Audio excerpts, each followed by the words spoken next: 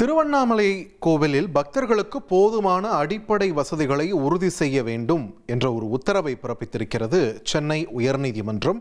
கோவில் நிர்வாகத்திற்கு பிறப்பிக்கப்பட்டுள்ள இந்த உத்தரவில் கோவிலுக்கு வெளியில் கட்டுமானங்கள் புராதன ஆணையத்திடம் ஒப்புதலை பெற்று அதற்கான பணிகளை தொடரலாம் என்று நீதிபதிகள் தெரிவித்திருக்கின்றனர்.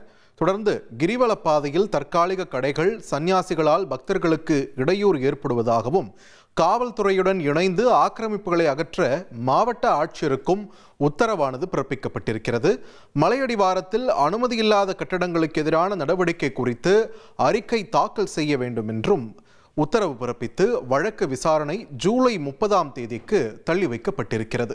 இது தொடர்பான முக்கிய செய்தியை நாம் பார்த்து வருகிறோம். திருவண்ணாமலை பிரசித்தி பெற்ற அண்ணாமலையார் கோவிலில் வரும் பக்தர்களுக்கு அடிப்படை வசதிகளை உறுதி செய்ய வேண்டும் என்ற ஒரு உத்தரவை சென்னை உயர்நீதிமன்றம் பிறப்பித்திருக்கிறது. இதனை முக்கிய செய்தியாக பார்க்கிறோம்.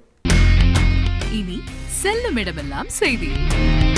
தந்தை டிவியின் வாட்ஸ்அப் சேனலை ஃபாலோ பண்ணினா செல்ல இருக்கும் இடமெல்லாம் செய்தி. இதோ QR கோட் இப்பவே ஸ்கேன் பண்ணுங்க, ஃபாலோ பண்ணுங்க.